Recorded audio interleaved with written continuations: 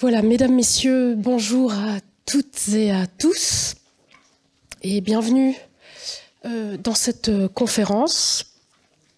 Je suis très heureuse aujourd'hui d'accueillir Shifra O'Leary, qui est l'ancienne présidente de la Cour européenne des droits de l'homme à Strasbourg, la première femme présidente de la Cour européenne des droits de l'homme à Strasbourg, un poste qu'elle vient de quitter après 9 ans comme juge à la Cour. Durant son mandat de juge à la Cour européenne des droits de l'homme, Shifra O'Leary avait assuré différentes autres fonctions, dont la fonction de présidente de la 5e section et la fonction de vice-présidente. Mais précédemment, Shifra O'Leary avait endossé d'autres rôles judiciaires dans l'autre cour judiciaire européenne, qui est la Cour de justice de l'Union européenne à Luxembourg, où elle a été, au fil des années, référendaire, chef de cabinet et chef d'unité à cette même Cour de justice à Luxembourg. Cour de justice où nous nous sommes rencontrés il y a 25 ans, et je dois beaucoup à Shifra O'Leary. En parallèle de sa pratique judiciaire dans ces deux cours européennes, Shifra O'Leary enseigne depuis de nombreuses années, elle n'a jamais cessé d'enseigner, au Collège d'Europe de Bruges, mais aussi dans différentes institutions européennes, dont des institutions en Irlande. Elle est spécialiste de la protection des droits fondamentaux en droit de l'Union européenne et dans le cadre de la Convention européenne des droits de l'homme, mais aussi, c'est très important en cette période difficile, elle est spécialiste des droits sociaux et des droits du travail en Europe. Et elle nous propose cet après-midi de faire ce que peu de personnes peuvent faire et qu'elle va pouvoir faire grâce à cette expérience unique qu'elle a, c'est-à-dire de brosser un portrait passé et présent de la Cour européenne des droits de l'homme et nous éclairer sur ses défis et, nous l'espérons, son avenir. Donc un grand merci, chère Shifra, d'avoir accepté notre invitation. Nous sommes très très heureux. Merci.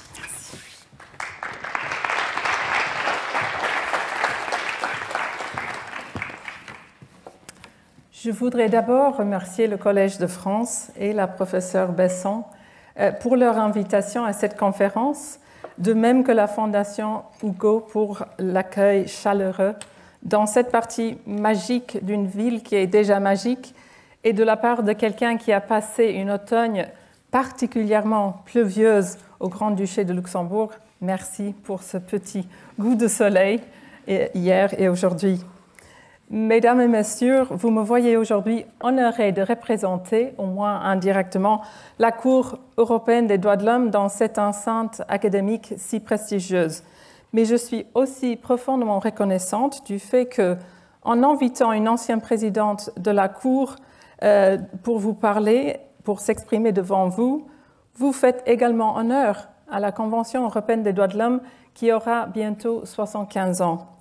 Le thème de mon discours, quel avenir pour la Cour européenne des droits de l'homme, a vocation à inspirer une réflexion en ces temps agités en Europe, déjà mentionné par la professeure Besson, marquée par la guerre qui fait encore rage en Ukraine, le recul de l'état de droit, l'érosion de la démocratie et une polarisation accrue de la société dans de nombreux États, j'ose le dire, même en France. La question de l'avenir de la Cour de Strasbourg nourrit de longs débats d'ordre institutionnel et académique. Et je serais bien en peine de dresser le bilan concret dans un seul discours de toute la diversité de propositions et prévisions déjà faites. Je n'ai pas l'intention ni la capacité d'offrir des solutions simples et prêtes à l'emploi concernant l'avenir de la Cour. Et en outre, je considère que des anciens juges doivent rester prudents et mesurés dans leurs propos, évitant de s'avancer dans le champ du politique. Cela dit, j'entends m'appuyer sur une vue d'ensemble des succès et des difficultés du passé et du présent pour vous inviter à une réflexion profonde et sincère sur la voie à suivre pour le système de la Convention et pour la Cour européenne des droits de l'homme.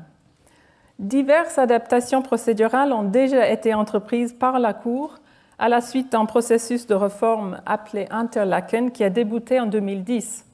Ce processus cherchait à la fois à rendre la Cour plus efficace, mais aussi à renforcer le caractère subsidiaire de son rôle par rapport aux autorités et aux juridictions nationales. Et je ne souhaite pas remettre en cause ici ni les diverses réformes entreprises avant et pendant ce processus, ni, et c'est là un point vraiment crucial, l'essence du droit de recours individuel qui constitue le pierre angulaire du système de la Convention. Toutefois, je voudrais marcher sur les traces d'au moins deux de mes prédécesseurs, les présidents Wildhaber et votre compatriote Jean-Paul Costa, en appelant à une réflexion sur le rôle futur de la Cour en Europe qui ne se bornerait pas à envisager des modifications à la marge des compositions judiciaires, de la gestion des requêtes et de la procédure sur le mode de ce qu'on pourrait appeler bricolage. Mon intervention de ce jour consistera donc à mettre en lumière les principaux développements liés à la Convention qui se sont survenus dans le passé et expliquer les défis qui se posent dans le présent avant d'essayer quelques éléments de réflexion importants pour une vision de l'avenir. Afin de comprendre quels sont le rôle et le fonctionnement de la Cour de Strasbourg dans l'Europe moderne, il faut comprendre les origines de la Convention. Ces origines remontent, comme vous le savez, la plupart d'entre vous sans doute, aux atrocités commises par les régimes totalitaires sur le sol européen et au-delà pendant la Seconde Guerre mondiale. La Convention a été conçue comme un système d'alerte avancé destiné à combattre les premiers signes de totalitarisme, et celui-ci, comme l'a fait observer Pierre-Henri Teichen, un des pères fondateurs, et ils étaient tous des pères fondateurs, ne se développe pas dans un jour. Selon lui, et je vais le citer, le mal progresse sournoisement et les démocraties finissent par être asphyxiées. Les 10 premières hautes parties contractantes ont créé un système international de protection des droits de l'homme qui était unique en son genre. Dans le statut du Conseil de l'Europe et le préambule de la Convention, elles ont donc exprimé leur engagement en faveur de valeurs européennes communes, la démocratie, le respect des droits de l'homme et l'état de droit. Les origines de ces valeurs sont à chercher dans les traditions constitutionnelles communes aux États fondateurs et dans les traditions et ou les aspirations des États membres qui les ont rejoints par la suite. Aujourd'hui, on voit ces valeurs communes reflétées dans le traité de l'Union européenne depuis la dernière modification du traité de Lisbonne en 2009, une nouveauté à laquelle je reviendrai vers la fin de mon intervention. Dans les années 50, les États fondateurs ont en outre créé une cour chargée de faire respecter ces valeurs et de conférer ainsi un effet pratique et juridiquement contraignant aux droits proclamés dans la Déclaration universelle des droits de l'homme des Nations unies. La raison première de la Cour est du caractère juridiquement contraignant des obligations conventionnelles a été très bien décrite en 1949 par Hirsch Lauterpacht, professeur du droit international et membre de l'équipe britannique à Nuremberg. Selon lui, et je cite, « Même dans des pays où l'état de droit fait partie intégrante de l'héritage national et où les tribunaux sont les gardiens fidèles des droits de la personne, il est possible de mettre en place une procédure qui marquera du sceau du droit international le principe selon lequel l'État n'est pas le juge ultime en matière des droits de l'homme. » Comme nombre d'entre vous le savent, dans le système initial, qui est resté en vigueur près de 40 ans, jusqu'à 1998, 3 institutions étaient chargées de faire respecter les obligations auxquelles avaient souscrit les États contractants, la Commission, la Cour et le Comité de ministres du Conseil de l'Europe. Au départ, les requérants n'avaient pas directement accès à la Cour. Leurs requêtes devant d'abord être examinées et filtrées par la Commission européenne des droits de l'homme. Une affaire qui n'était pas déclarée irrécevable par la Commission était soit soumise à la Cour pour qu'elle statue avec force obligatoire, soit tranchée directement par le Comité de ministres à la lumière du rapport de la Commission. À ses débuts, la Cour était peu active. Entre 1959 et 1976, elle était saisie de seulement 18 requêtes. Elle ne fut même pas sollicitée du tout pendant une période de 7 ans. Et le premier juge belge, Henri Rolland, s'est ainsi demandé s'il méritait bien le titre de juge. Dès lors que la Cour d'aujourd'hui, la Cour de 2023, a traité plus de 38 000 requêtes, prononçant des arrêts à l'égard de plus de 6 900 requêtes, la question qu'un juge à Strasbourg se poserait aujourd'hui est tout à fait autre.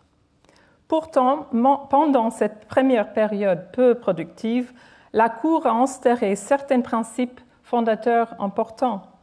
Par exemple, l'affaire Lawless contre Irlande, qui portait sur la détention extrajudiciaire des membres de l'IRA dans les années 50, a établi les principes de base relatifs aux droits de dérogation en cas d'état d'urgence. Et ce droit de dérogation prévu par l'article 15 de la Convention a été, comme vous le savez peut-être, déployé par la France à la suite des attaques terroristes en 2015. Dans cette première période, dans l'affaire linguistique belge datant de 1968, la Cour a également planté les premiers jalons de sa jurisprudence relative à l'interdiction de discrimination et au droit à l'instruction. Les années 70 sont considérées par la doctrine comme un âge d'or de la jurisprudence de Strasbourg, pendant laquelle ont été rendus de nombreux arrêts de principe.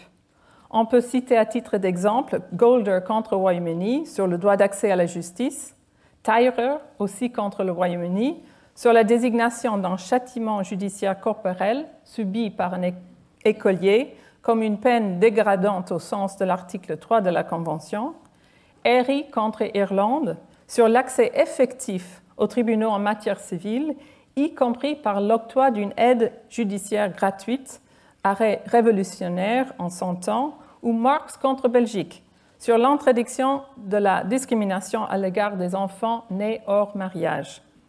Dans ces arrêts, la Cour de Strasbourg a élaboré son approche téléologique à l'interprétation, selon laquelle la protection des droits de l'homme doit être effective, ainsi que la doctrine de l'instrument vivant, selon laquelle la Convention peut et doit être interprétée à la lumière des conditions actuelles de notre société. Elle a également reconnu que les États peuvent avoir des obligations positives et ne pas être seulement liés par une obligation négative de ne pas entraver l'exercice des droits individuels. Au cours des années 90, à la suite de la chute du mur de Berlin et avec l'élargissement du Conseil de l'Europe, à cause notamment de l'adhésion des États d'Europe centrale et orientale, le nombre des affaires a commencé à augmenter. À la fin de l'année 98, alors que l'on dénombrait 40 autres parties contractantes à la Convention, un peu plus de 7000 requêtes étaient pendantes. La grande révolution du système de la Convention a eu lieu la même année, avec la création d'une cour unique et permanente. Cette réforme, introduite par le protocole 11, a donc mis fin à la fonction de filtrage de l'ancienne commission et a permis aux requérants de saisir la Cour directement. Toutefois, ce changement, si je peux l'appeler copernicien, a coïncidé avec l'augmentation progressive de la charge du travail que je viens de vous décrire, du fait de l'accroissement rapide de l'étendue, mais aussi, il est important de souligner, de la complexité de l'espace juridique soumis à la Convention. Il est vite devenu évident que les réformes consacrées par le protocole 11 n'étaient pas pleinement adaptées à l'environnement remanié dans lequel devait fonctionner la nouvelle Cour. Le nombre des affaires entrantes augmentait au rythme d'environ 10% par an. Un arriéré a donc commencé à s'accumuler et le retard dans le traitement des affaires sont allés croissant. En 2011, alors que l'institution comptait de 47 autres parties contractantes, la Cour était saisie de plus de 160 000 requêtes.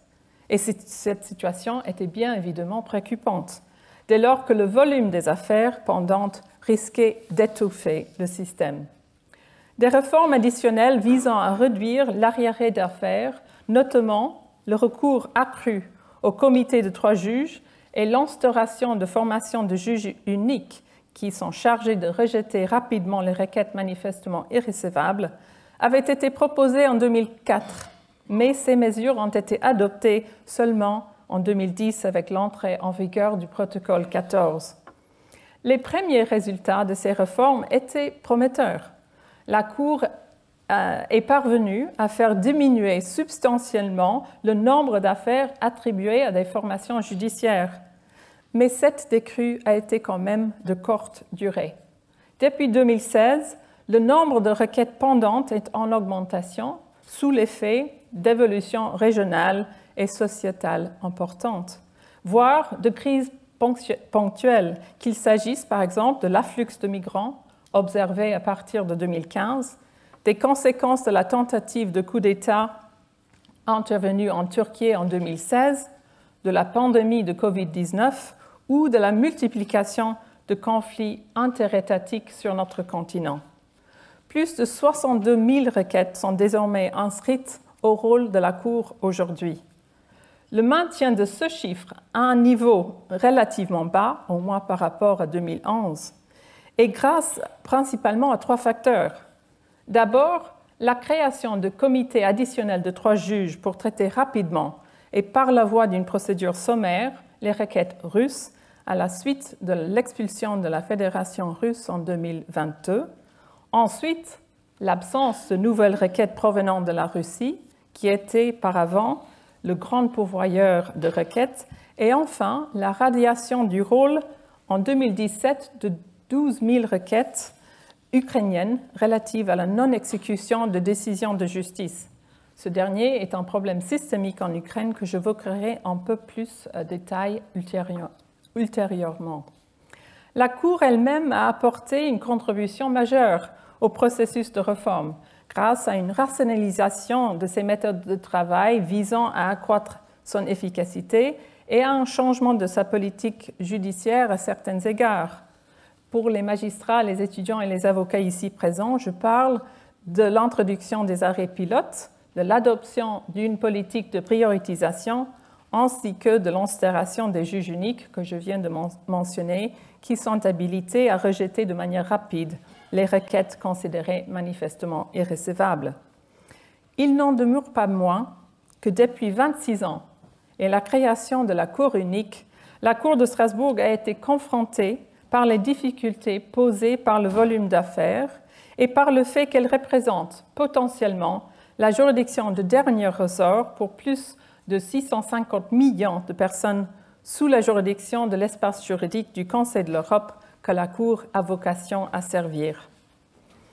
Au milieu des années 90, l'un de mes prédécesseurs, le président Reistel, a noté que la Convention était devenue, et je cite, « le plus important dénominateur commun juridique et politique des États du continent européen dans son acception géographique la plus large, une loi constitutionnelle pour l'ensemble de l'Europe en matière de sauvegarde des droits de l'homme. » La réalité aujourd'hui est, je crois, plus complexe et plus contestée.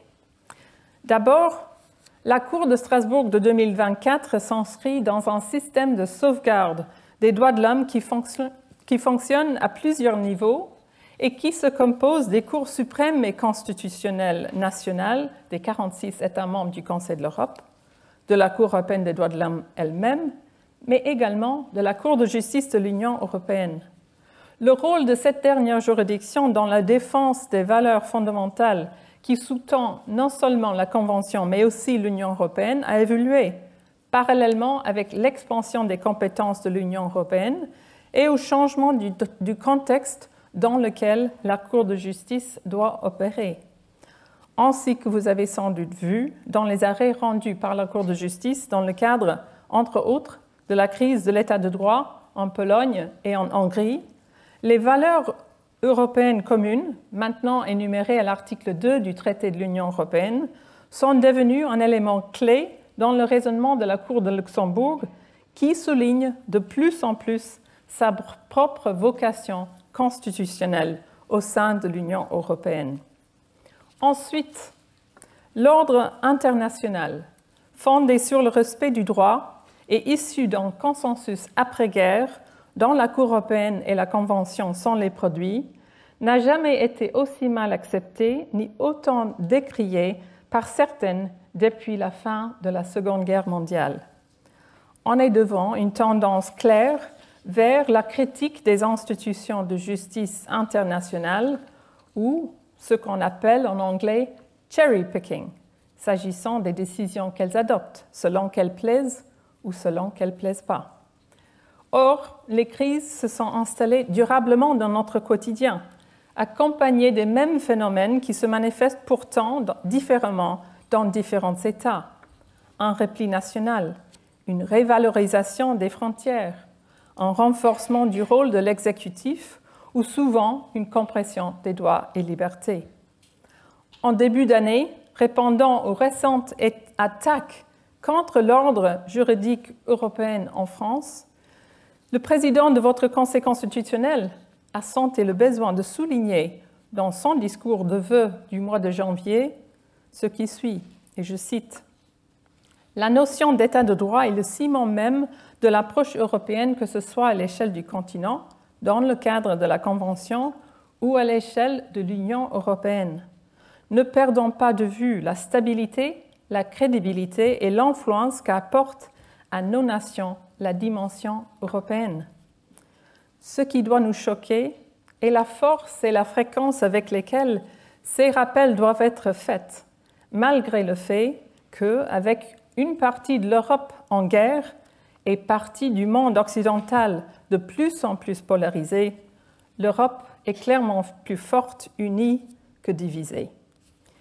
Il est important de souligner, compte tenu des critiques de la justice européenne, voire de la justice internationale, que la relation de la Cour européenne des droits de l'homme avec les juridictions supérieures est placée sous l'égide de deux principes essentiels, à savoir la subsidiarité et la marge d'appréciation. Tous les deux sont bien établis dans la jurisprudence de la Cour de Strasbourg et désormais, ils sont énoncés dans le préambule de la Convention. Selon ces principes, la Convention devrait être appliquée en premier lieu au niveau interne par les autorités nationales et, si nécessaire, par les tribunaux nationaux.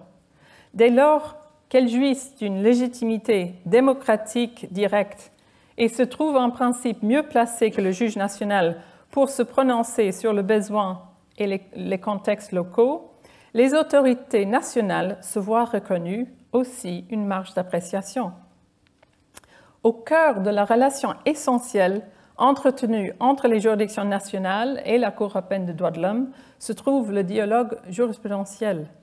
Cette relation peut être marquée par des accords ou par des désaccords motivés. Ces désaccords, toutefois, pourvu qu'ils soient empreints de ce que l'un de mes prédécesseurs a appelé la loyauté critique, peuvent contribuer aussi de manière effective à la sauvegarde et au développement des droits de l'homme en Europe. Par exemple, l'approche retenue par la Cour concernant l'utilisation des dépositions de témoins absents dans une procédure pénale avait été remise en cause par les juridictions du Royaume-Uni qui ont expliqué les difficultés que l'interprétation de la Cour avait posées pour un système de droit commun. Ce dialogue entre les juridictions nationales et la Cour, caractérisé par la loyauté critique, a conduit à une clarification nécessaire et à une évolution de la jurisprudence de la Cour en la matière. Par la suite, dans une affaire allemande, la Cour a encore affiné cette jurisprudence pour expliciter la manière dont les normes pertinentes de la Convention pouvaient fonctionner dans un système de justice pénale de droit continental.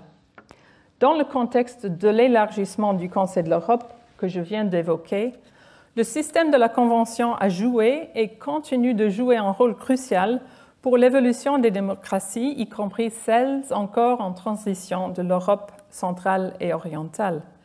À l'égard des États membres qui ont rejoint l'Union européenne à partir de 2004, la Convention a joué un rôle essentiel, d'abord en les préparant sur la voie d'adhésion et puis en sanctionnant leurs éventuels manquements aux valeurs européennes communes.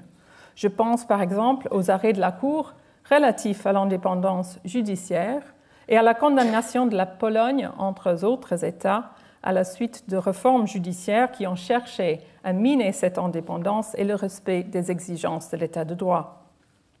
Et on peut s'attendre à ce que le contrôle judiciaire exercé par la Cour de Strasbourg de même que le travail d'autres organes du Conseil de l'Europe, tels que la Commission de Venise, joueront un rôle également important à l'égard des États du Conseil de l'Europe qui se sont accordés le statut à l'adhésion ces dernières années, tels que la Macédoine du Nord, le Monténégro, la Moldavie et l'Ukraine. Cette plus-value de la Convention européenne est, à mon sens, trop souvent oubliée par les acteurs de l'Union européenne.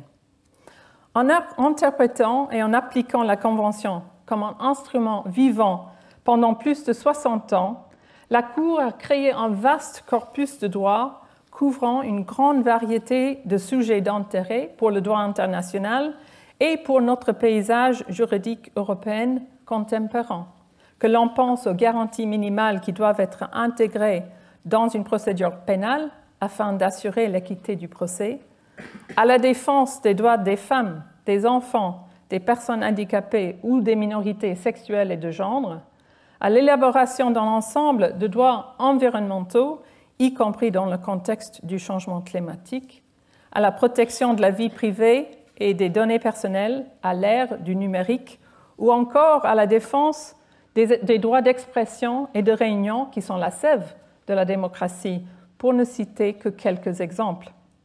Le développement des normes de la Convention a également permis de combler à des moments cruciaux des lacunes importantes dans la protection des droits fondamentaux au niveau de l'Union européenne et a imprégné la formulation et l'esprit de différentes dispositions du traité de l'Union européenne, notamment les articles 2 et 6, paragraphes 1 à 3 de ce traité, ainsi que de la Charte des droits fondamentaux de l'Union européenne.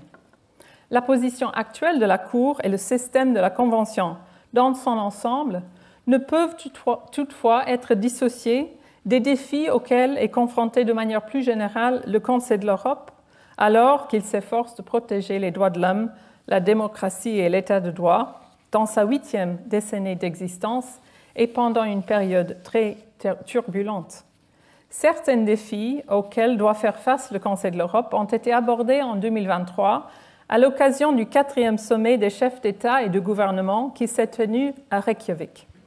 Avant ce sommet, qui a été convoqué à la suite de l'invasion de l'Ukraine, la Cour a publié un mémorandum qui mentionnait 3 questions essentielles pour elle: l'exécution des arrêts, la mise à disposition de ressources suffisantes et durables permettant l'exercice effectif de sa mission judiciaire et l'importance de sa juridiction résiduelle vis-à-vis de la Fédération russe à la suite de son expulsion du Conseil de l'Europe. Près de 75% du rôle de la Cour est constitué de requêtes posant des questions pour lesquelles la Cour dispose déjà d'une jurisprudence bien établie ou d'affaires répétitives. Et ce chiffre indique très clairement une absence de prise de responsabilité par les États membres. Mais près de 19 000 requêtes sont pendantes au niveau des chambres de 7 juges. Il s'agit soit d'affaires prioritaires, soit d'affaires qui soulèvent des questions juridiques, politiques et sociétales d'importance pour un État donné, pour plusieurs États ou pour le système de la Convention dans son ensemble. Pour vous donner quelques exemples d'affaires françaises de cette nature, au cours de ces 2 dernières années, la Cour a tranché des questions relatives à la rapatriement de femmes et d'enfants français des camps syriens, aux devoirs et responsabilités des personnalités politiques utilisant les réseaux sociaux, à l'assignation à résidence imposée par l'État pendant l'état d'urgence à des islamistes radicalisés ou à l'incrimination générale et absolue de l'achat d'actes sexuels s'inscrivant dans un dispositif législatif national cherchant à lutter contre la prostitution. Toutefois, ainsi qu'il ressorte des dates du prononcé de ces arrêts français, il a pris entre 3 à 8 ans pour fournir les réponses recherchées par les requérants et pour fournir la clarté nécessaire pour le respect par les autorités nationales de leurs obligations en vertu de la Convention.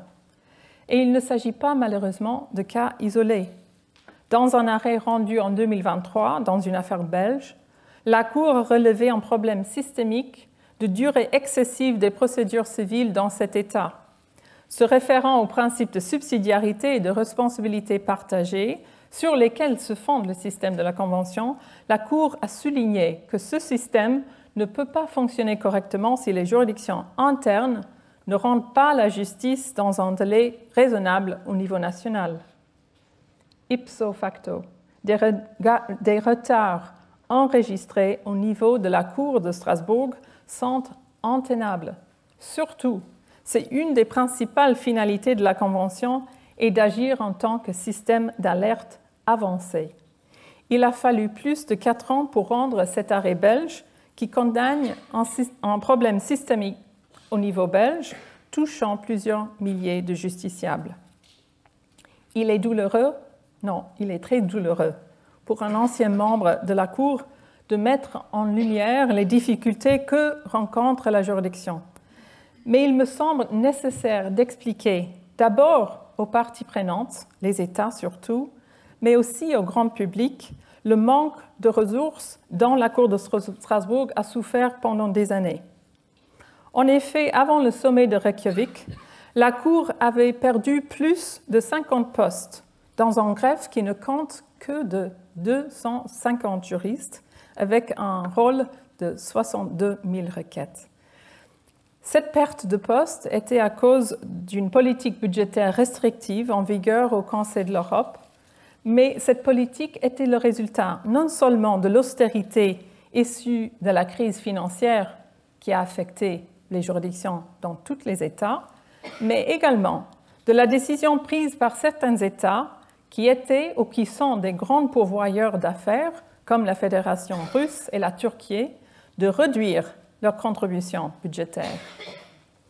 La question principale qui se pose aujourd'hui est donc celle de savoir s'il est réaliste d'attendre d'une juridiction qui se compose de 46 juges, qui dispose de ressources juridiques et matérielles limitées et qui exerce les 4 fonctions très différentes que je vais exposer dans un instant, qu'elle traite toutes les affaires pendantes promptement, tout en clarifiant et en étoffant les normes dont notre époque a besoin en matière de démocratie, d'état de droit et de droits de l'homme. Heureusement, une augmentation du budget de la Cour à la suite du 4e sommet permettra le remplacement de postes perdus. Mais en réalité, la Cour va récupérer le personnel qu'elle n'aurait jamais dû perdre. Le cœur du problème reste, et je crains restera, celui de savoir comment concilier les 4 fonctions suivantes que la Cour de Strasbourg est aujourd'hui appelée à s'acquitter, à savoir, premièrement, filtrer un énorme volume de requêtes irrécevables. Plus de 31 000 requêtes ont été déclarées irrécevables ou rayées du rôle en 2023. Deuxièmement, traiter un grand nombre d'affaires bien fondées, mais plus ou moins répétitives ou identiques, par rapport à laquelle la jurisprudence de la Cour est très claire. Troisièmement, trancher dans les délais appropriés des affaires qui soulèvent des questions juridiques complexes et souvent inédites, telles que les affaires françaises que je viens d'évoquer. Et quatrièmement, c'est souvent oublié, gérer le nombre record d'affaires interétatiques, surtout celles relatives à l'invasion de l'Ukraine et au conflit dans le Nagorno-Karabakh ou dans la Transnistrie. Tournons vers l'avenir. Quel rôle doit jouer la Cour européenne des droits de l'homme afin d'apporter une réponse appropriée non seulement aux défis sociétaux de demain, mais aussi aux défis qui, comme le changement climatique ou la tenue des élections véritablement libres dans l'ère digitale, se posent d'ores et déjà. Jusqu'à présent, les conférences de haut niveau au sujet de la réforme de la Convention ont porté avant tout sur des considérations pratiques. Les hautes parties contractantes ont, en règle générale, omis d'examiner la question plus fondamentale relative à la finalité du système conventionnel dans l'Europe du XXIe siècle. Toutefois, la meilleure manière d'utiliser les ressources limitées de la Cour aux fins d'une maximisation des effets de la Convention et la défense des valeurs européennes communes dépend en large mesure à ce que l'on considère comme les fonctions essentielles et la finalité de la Convention et de la Cour. J'aimerais soulever des questions relatives à la fonction dite constitutionnelle de la Cour et m'en servir comme point de départ d'une réflexion plus poussée sur son avenir.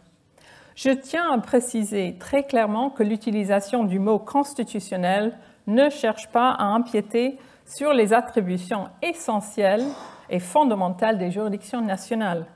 Je ne suis pas en train de dire que la Cour européenne des droits de l'homme devrait rassembler en tout point aux cours constitutionnelles nationales. Le rôle de la Cour est et restera subsidiaire par rapport aux juridictions nationales. Sa seule compétence est et restera de déterminer s'il y a eu un manquement aux obligations découlant de la Convention. Le choix des moyens à utiliser pour assurer une exécution rapide et effective des arrêts de la Cour de Strasbourg est et restera le ressort de l'État défendeur et du comité des ministres. La Cour n'a pas et n'aurait pas le pouvoir d'annuler une législation nationale. Toutefois, il est difficile d'ignorer que la Cour de Strasbourg a été dotée dès l'origine de certaines caractéristiques constitutionnelles. Les circonstances dans lesquelles la Convention a été établie, sa raison d'être consistant à offrir un moyen de défense du caractère et de l'intégrité des systèmes politiques constitutionnels et juridiques nationaux, son statut d'instrument constitutionnel d'ordre public européen et la nature même du contentieux des droits de l'homme sont autant d'éléments qui mettent en évidence ces caractéristiques dites constitutionnelles. À ces éléments s'ajoute, et c'est le point central de mon propos, la fonction normative de la Cour de Strasbourg, dont la portée s'étend bien au-delà d'une requête ou d'un requérant particulier. La Cour a expliqué à maintes reprises dans sa jurisprudence, et je cite, qu'elle a une double mission en ce qui concerne les requêtes introduites en vertu de l'article 34 de la Convention. Premièrement, rendre la justice dans chaque affaire en reconnaissant les violations des droits et libertés de la partie lésée au regard de la Convention. Mais ensuite, elle doit clarifier, sauvegarder et développer les normes de la Convention et contribuer de la sorte au respect par les États des engagements qu'ils ont pris. La Cour a toujours considéré que l'octroi aux requérants de sommes à titre de satisfaction équitable est une tâche accessoire à sa fonction principale en vertu de l'article 19 de la Convention. Et cette fonction principale consiste à veiller au respect par les États de leurs obligations résultant de la Convention. Le droit de recours individuel est un élément crucial, central du système de la Convention, mais ce système a également pour but, ainsi que le ressort de la jurisprudence, de trancher dans l'intérêt général des questions qui relèvent de l'ordre public. On peut donc opérer une distinction entre, d'une part, le rôle constitutionnel de la Cour, qui consiste à clarifier l'interprétation des dispositions de la Convention en veillant à préserver le niveau des garanties offertes par cette dernière en tenant en compte les conditions actuelles de la société, et le rôle juridictionnel de la Cour, qui est axé sur la justice individuelle. Les affaires traitées dans le cadre des procédures d'arrêt pilote ou quasi-pilote illustrent bien les éléments caractéristiques d'un rôle principalement constitutionnel de la Cour. La procédure d'arrêt pilote vise à repérer les problèmes structurels sous-jacents aux affaires répétitives introduites contre un ou plusieurs États. Elles permettent à la Cour de sélectionner une ou plusieurs affaires à traiter en priorité et d'ajourner ou de geler les affaires connexes dans l'attente de la résolution de l'affaire principale. Ce qui importe le plus n'est donc pas de trancher telle ou telle affaire, mais de trouver la solution au problème général et de donner des directives sur les normes de la Convention applicables aux États concernés. Dans le contexte français, un bon exemple de ce que constitue en réalité un arrêt pilote est l'arrêt GMB et autres contre France sur les conditions de détention. La Cour de Strasbourg a constaté des violations des articles 3 et 13 de la Convention, pointant du doigt la problématique structurelle de la surpopulation carcérale en France. L'arrêt de la Cour a été suivi par des interventions de la Cour de cassation et du Conseil constitutionnel par la voie de la QPC, et, sauf erreur de ma part, a mené aussi à des modifications législatives. Si ce grave problème n'est pas encore réglé, le dialogue entre les instances nationales et européennes a au moins ouvré dans la bonne direction. Aussi, dans le sens d'une approche plus constitutionnelle, la Cour met en œuvre depuis quelques années une politique de prioritisation, l'objectif étant de repérer promptement et de traiter plus rapidement les affaires qui revêtent une importance particulière pour un État donné ou pour le développement du système de la Convention et qui soulèvent des questions nouvelles quant à l'interprétation et l'application de la Convention. Ces affaires, que selon le jargon de la Cour sont appelées les affaires à impact, peuvent porter sur des questions très diverses, telles que la bonne gouvernance démocratique, l'état de droit, la protection de l'environnement, les nouvelles technologies, l'égalité et la violence domestique ou le changement climatique, pour ne citer que quelques exemples. Dans une affaire tranchée en 2017, une affaire qui s'appelle Burmich et autres contre Ukraine, la Grande Chambre de la Cour s'est trouvée face à un dilemme qui a porté au premier plan la question du rôle et de la finalité de la Cour.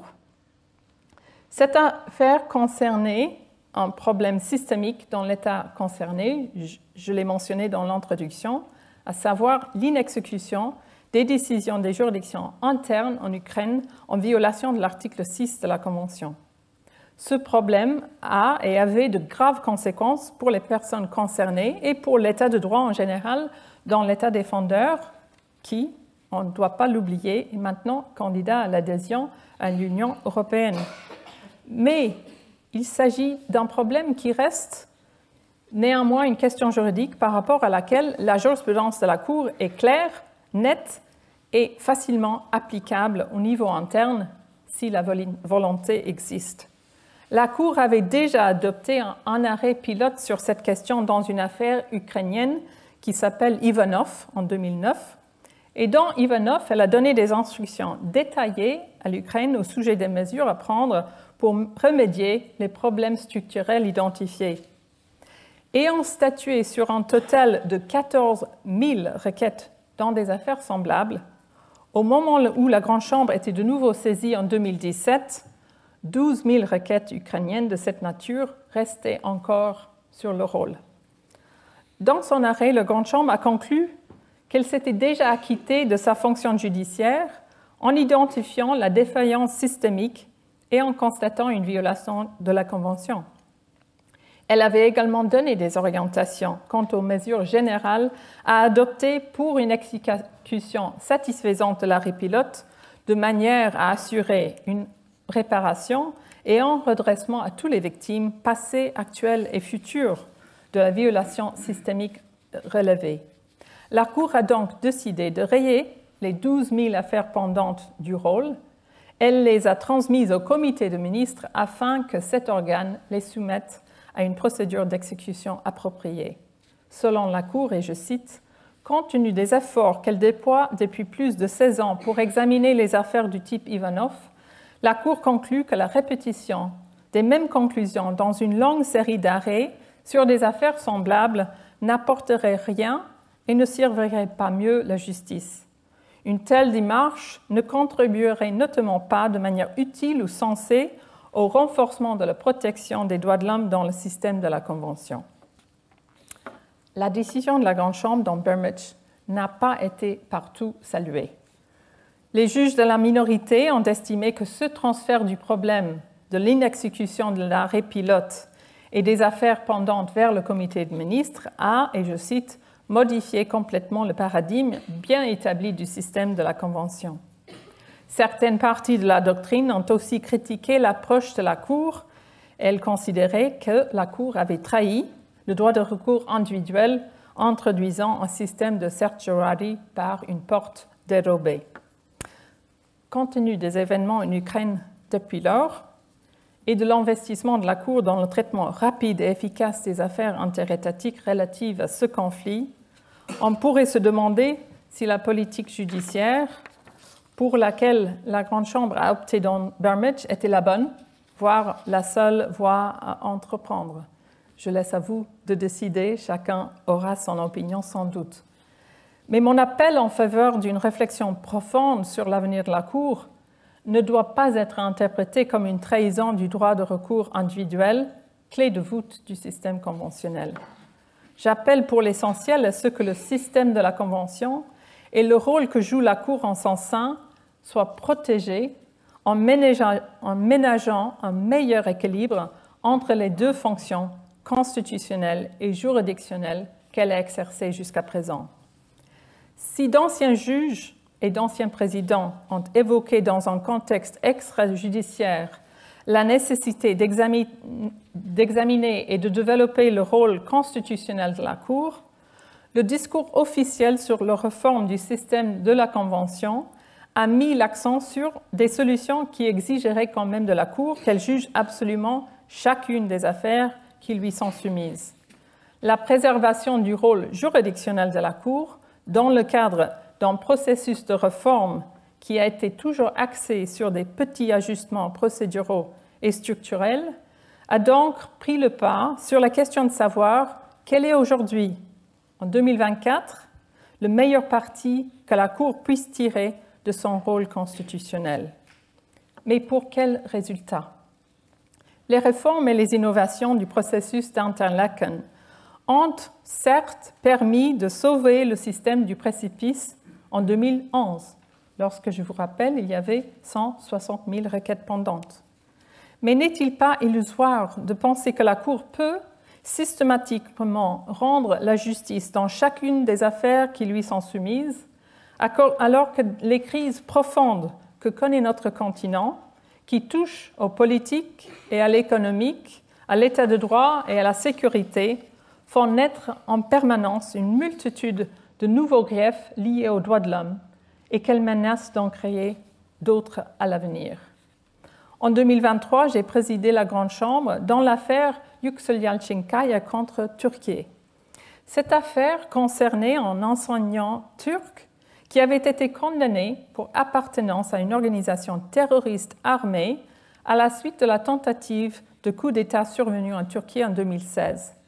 Si la Cour a accepté l'existence d'un danger public menaçant la vie de la nation, au sens de la Convention, elle a néanmoins conclu à des violations des articles 6 et 7 en raison du non-respect du droit à un procès équitable et de l'absence d'individualisation des éléments matériels et de l'élément moral constitutif de l'infraction.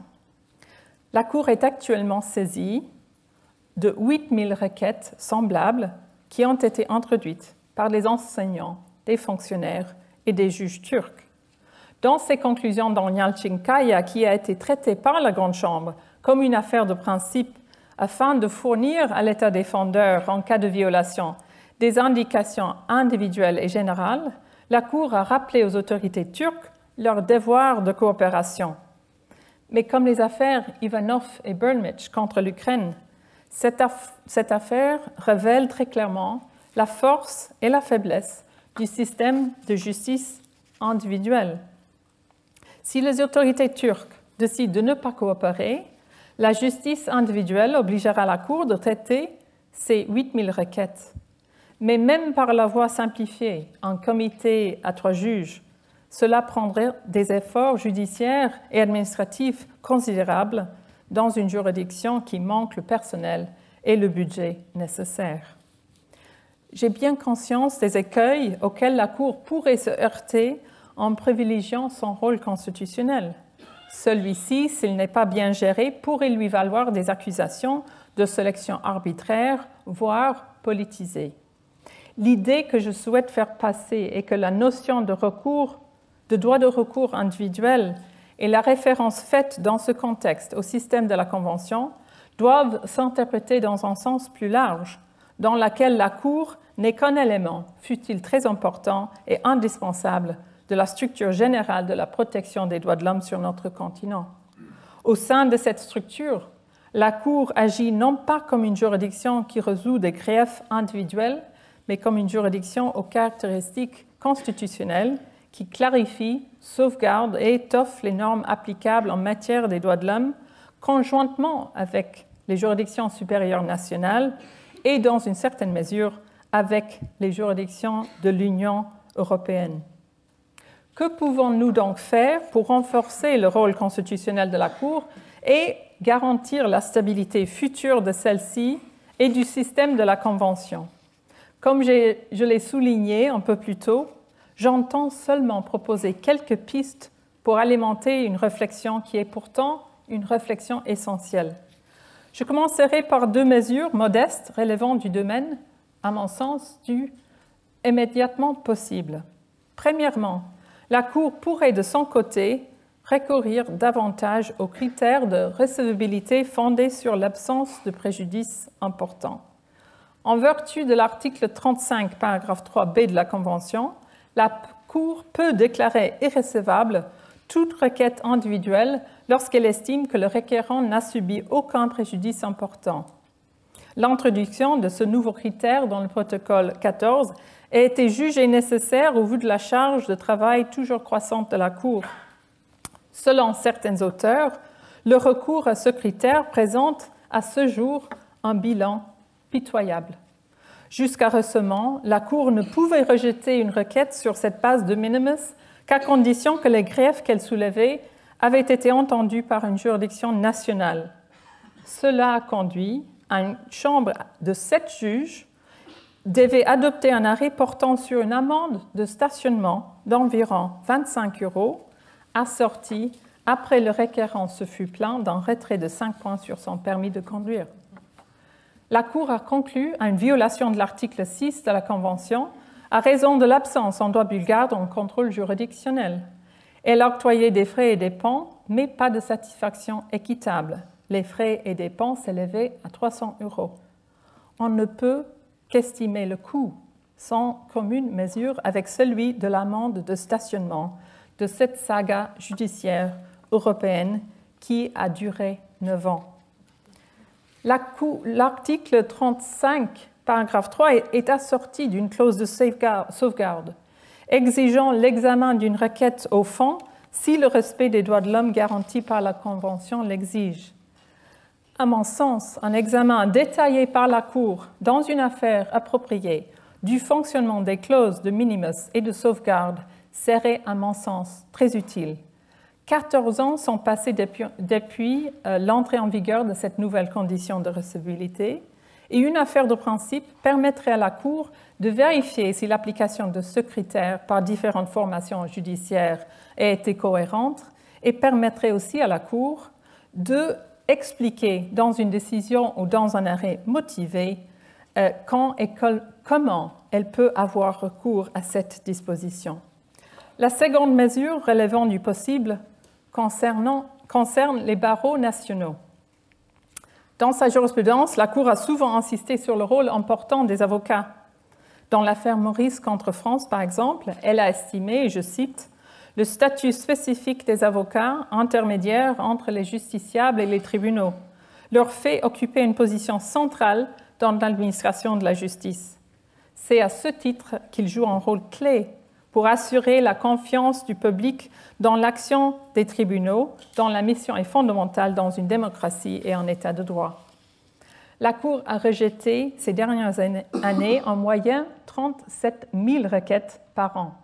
Plus de 30 000 étaient écartées par des juges uniques pour divers motifs d'irréciprocité. Dans Maurice, la Cour a aussi insisté que de ce rôle particulier des avocats professionnels indépendants dans l'administration de la justice découle également un certain nombre d'obligations. Les barreaux nationaux pourraient veiller à ce que les avocats sachent ce qu'ils peuvent et doivent faire lorsqu'un client demande à introduire une requête à Strasbourg. Il semble évident qu'une contribution à une bonne administration de la justice européenne, qui est quand même un principe essentiel énuméré par le CCBE, implique une obligation de ne pas introduire des requêtes qui sont vouées à l'échec à cause de conditions procédurales et de recevabilité claires et bien établies. Passons maintenant à une évolution plus fondamentale. Il semble nécessaire de réfléchir à la conception d'un mécanisme institutionnel qui permette à la Cour de filtrer plus finement les affaires qui présentent un intérêt constitutionnel. Dans le cadre de ce mécanisme de filtrage, plus de poids pourrait éventuellement être accordé aux rapporteurs non judiciaires prévus à l'article 24 de la Convention. Si ces rapporteurs non judiciaires font partie du greffe, ils exercent leur rôle sous l'autorité du président de la Cour. Ils pourraient fonctionner dans un organe non judiciaire chargé de mener un examen préliminaire des affaires, jouant un rôle analogue à celui de l'ancienne commission. Toutefois, à la différence de la commission, l'organe en question serait rattaché à la Cour.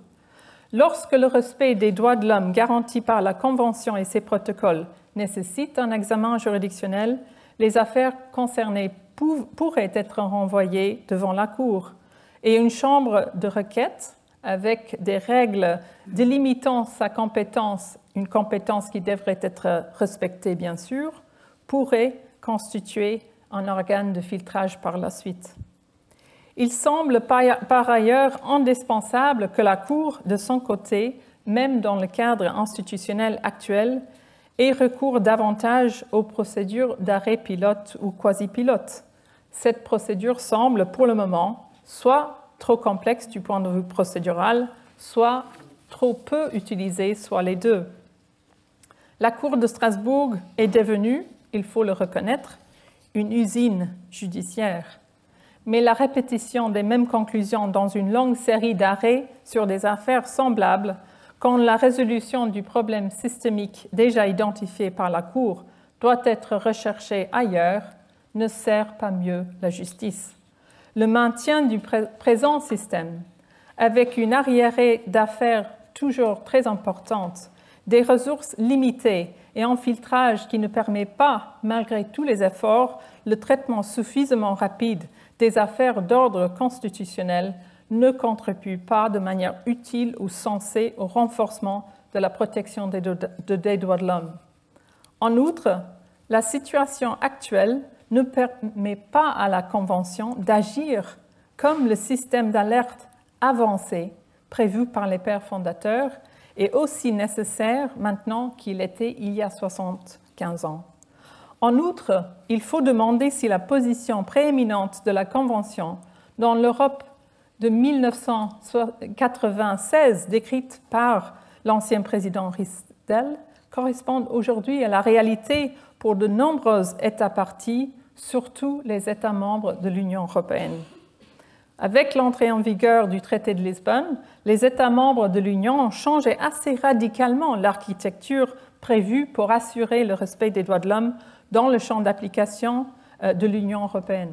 L'article 6 du traité de l'Union européenne prévoit la reconnaissance de l'égale valeur juridique de la nouvelle charte.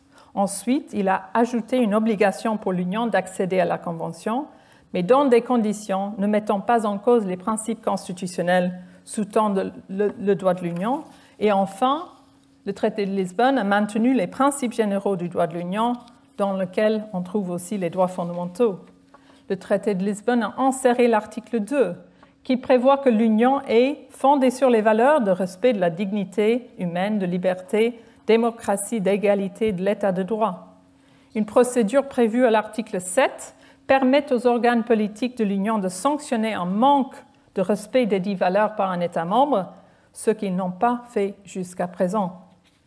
Depuis le traité de Lisbonne, à cause non seulement de la charte, mais également, sinon surtout, de l'extension des compétences de l'Union, le rôle joué par la Cour de justice, s'agissant de la protection des droits humains, devient de plus en plus important. Les deux juridictions européennes, par la voie de différentes doctrines, telles la présomption de protection équivalente et une meilleure connaissance de la jurisprudence de chacune, ont cherché à renforcer la complémentarité entre leurs rôles respectifs. Toutefois, confrontées par la crise de l'état de droit dans plusieurs États de l'Union Et en l'absence de solution politique, la Cour de justice s'est de plus en plus fondée sur l'article 2 et sur les valeurs y énumérées en combinaison avec d'autres dispositions du droit primaire et secondaire de l'Union. Dans 2 arrêts de 2022, la Cour de Luxembourg a constaté que l'article 2 définit les valeurs dans l'article 2, définissent l'identité même de l'Union européenne en tant qu'ordre juridique commun. Ainsi, l'Union européenne doit être en mesure de défendre ces valeurs dans les limites de ses compétences. On ne peut que saluer le travail juridictionnel de la Cour de justice dans la défense de l'état de droit ces dernières années.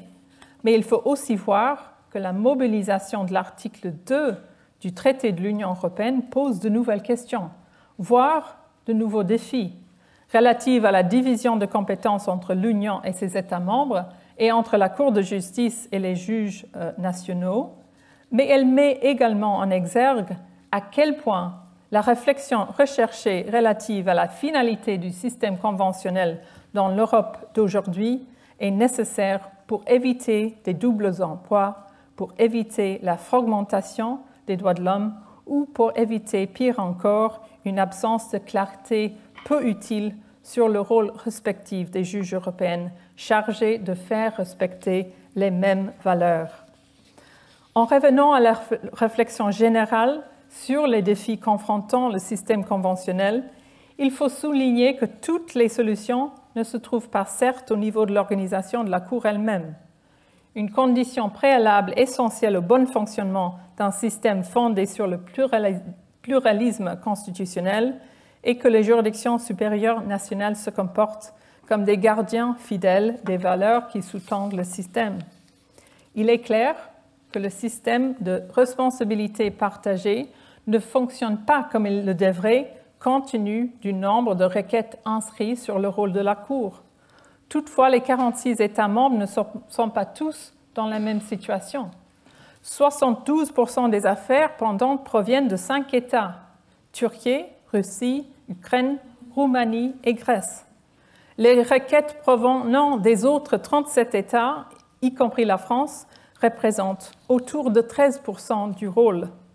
Il est néanmoins frappant de constater que sur la liste du top 10 de la Cour, à savoir les plus grands pourvoyeurs d'affaires, c'est une liste où on ne voudrait pas figurer, figurent 5 États membres de l'Union européenne, la Slovénie, la Pologne, l'Italie, la Grèce et la Roumanie, et 2 États avec le statut de candidat à l'adhésion, la Moldavie et l'Ukraine. En outre, ainsi que j'ai cherché à démontrer, la Cour peine à répondre de manière suffisamment rapide et des affaires provenant des plus petits pourvoyeurs de requêtes, comme la France, malgré le fait que c'est souvent dans ces affaires qu'on trouve les grandes questions juridiques d'actualité sur lesquelles les principes généraux découlant de la Convention doivent être éclairés au plus vite possible. Beaucoup de ressources se sont dirigées vers le maintien de la Cour à flotte pour la voie du traitement des requêtes irrécevables avec des conséquences inévitables pour le traitement des affaires recevables de caractère constitutionnel ou prioritaire. Si la finalité de la Cour est de traiter toutes les demandes qui lui sont adressées, tout en servant de système d'alerte avancé, comme ancienne présidente, je peux vous donner une solution très simple. Il faut doubler le personnel du greffe. Il faut tripler le budget de la Cour. Il faut permettre la création en lanterne de chambres de requête pour filtrer des affaires appropriées vers les formations les plus solennelles, à savoir les chambres à 7 ou la grande chambre à 17. Mesdames et messieurs, lorsqu'on m'a demandé de prononcer un discours au Collège de France, j'ai choisi un sujet qui faisait réfléchir l'auditrice en amont et l'auditoire ce soir. En plus, je vous ai fait souffrir mon petit accent irlandais pendant plus de 60 minutes et je m'excuse. Comme j'ai énoncé au début, mon intention aujourd'hui n'est pas d'offrir des solutions simples et prêtes à l'emploi concernant l'avenir d'une juridiction très noble et essentielle, mais plutôt d'appeler à une réflexion profonde et sincère sur la finalité du système mis en place par les pères fondateurs dans l'Europe moderne afin de permettre à la Cour européenne des droits de l'homme d'exercer au mieux le rôle important qui est le sien. Je ne saurais conclure devant vous aujourd'hui mieux que la Cour l'a fait en tant que collège de 46 juges dans son mémorandum pour le 4e sommet. Et je cite, « Nous ne pouvons, nous ne devons pas perdre de vue, en ce moment critique de l'histoire de l'Europe, le caractère remarquable de la Convention, traité de garantie collective des droits de l'homme et des libertés fondamentales, ni la responsabilité profonde qui nous encombre de transmettre ce mécanisme de protection internationale unique en son genre aux générations futures. Dans cet esprit solennel de responsabilité, tenté, j'espère, d'espoir, je conclus mon discours et je vous remercie très chaleureusement pour votre attention. Merci beaucoup.